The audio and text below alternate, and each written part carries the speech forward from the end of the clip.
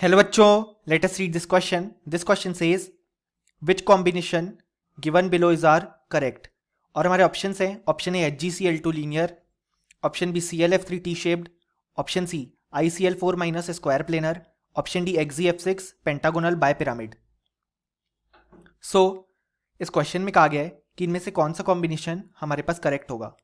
सो इस क्वेश्चन को सॉल्व करने के लिए जो की कॉन्सेप्ट रिक्वायर्ड है वो है concept of hybridisation and structure of molecules. So अगर हम यहाँ पे ऑप्शन ए देखें तो उसमें गिवन है HgCl2, जिसका स्ट्रक्चर हमारे पास कुछ इस तरीके से होता है. यहाँ पे मरकरी के पास 2 वैलेंस इलेक्ट्रॉन है. सो यहाँ पे हमारे पास लीनियर शेप हमें देखने को मिलता है. और यहाँ पे मरकरी का हाइब्रिडाइजेशन होता है sp, क्योंकि यहाँ पे 2 बॉन्ड पेयर्स प्रेजेंट है. अगर हम बात करें ऑप्शन बी की, ऑप्शन बी में हमारे पास ClF3. सो अगर हम बात करें तो हमारे पास जो क्लोरीन है उसमें 7 वैलेंस इलेक्ट्रॉन प्रेजेंट होते हैं. सो यहाँ पे जो 3 फ्लोरीन है वो इस तरीके से प्रेजेंट होते हैं. एंड यहाँ पे ये 2 लोन पेयर एक दूसरे से 120 डिग्री पे सिचुएटेड होते हैं. और हमें यहाँ पे टी शेप स्ट्रक्चर देखने को मिलता है. और यहाँ पे क्लोरीन का अगर हम हाइब्रिडाइजेशन देखें तो वो होता है sp3d, क्योंकि यहाँ पे हम देख सकते हैं 3 बॉन्ड पेयर्स हैं और 2 लोन पेयर हैं. सो हमारे पास जो ऑप्शन ए है वो बिल्कुल करेक्ट है और ऑप्शन बी भी बिल्कुल करेक्ट है, जैसा कि हमने देखा. अब अगर हम बात करें यहाँ पे ऑप्शन सी की, तो उसमें गिवन है ICl4 माइनस. अब यहाँ पे आयोडीन के पास हमारे पास 7 वैलेंस इलेक्ट्रॉन होते हैं. अब अगर हम देखें यहाँ पे तो यहाँ पे 4 क्लोरीन प्रेजेंट हैं. सो 4 क्लोरीन इस तरीके से हमारे पास प्रेजेंट होंगे, जो कि हमारे पास एक स्क्वायर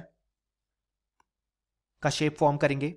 अब यहाँ पे आयोडीन के पास 7 वैलेंस इलेक्ट्रॉन होते हैं, तो उसमें से 4 से बन गए बॉन्ड, बचे 3 वैलेंस इलेक्ट्रॉन और एक इस माइनस के कारण आएगा, यानी कि 4 वैलेंस इलेक्ट्रॉन. सो वो 2 लोन पेयर के फॉर्म में यहाँ पे प्रेजेंट होते हैं इस तरीके से. और यहाँ पे हमारे पास ए स्क्वायर प्लेनर शेप देखने को मिलता है. और यहाँ पे अगर हम आयोडीन के हाइब्रिडाइजेशन की बात करें तो वो है sp3d2, क्योंकि यहाँ पे 4 बॉन्ड पेयर्स हैं क्लोरीन के साथ और 2 लोन पेयर हैं. सो हमारा जो ऑप्शन सी है वो भी बिल्कुल करेक्ट हो जाएगा. अब अगर हम बात करें लास्ट ऑप्शन की, जो कि है XgF6. सो जीनॉन के पास 8 वैलेंस इलेक्ट्रॉन प्रेजेंट होते हैं. सो यहाँ पे सबसे पहले जो हमारे पास 5 फ्लोरीन है वो इस तरीके से हमारे पास पेंटागन के फॉर्मेट में अरेंज्ड होंगे और एक फ्लोरीन इस तरीके से अरेंज्ड होगा एंड एक लोन पेयर होगा जीनॉन के पास. सो ये हमारे पास जो शेप आया है वो है पेंटागोनल, क्योंकि जो प्लेन है वो पेंटागोन है, और पिरामिडल, क्योंकि यहाँ पे एक लोन पेयर अभी भी प्रेजेंट है. अगर हम यहाँ पे एक्सी का हाइब्रिडाइजेशन देखें तो वो हो जाएगा हमारे पास यहाँ पे sp3d3, क्योंकि यहाँ पे 6 बॉन्ड पेयर प्रेजेंट है 6 फ्लोरीन के साथ और एक लोन पेयर प्रेजेंट है. सो ऑप्शन डी कहता है पेंटागोनल बाय पिरामिड.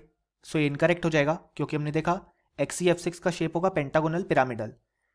सो अब अगर हम फाइनली लिखें तो हमारा जो यहाँ पे करेक्ट आंसर हो जाएगा वो हो जाएगा ऑप्शन ए, बी एंड सी, क्योंकि इन तीनों में ही करेक्ट मैच दिए हुए हैं. Hope you understood it well. Best of luck.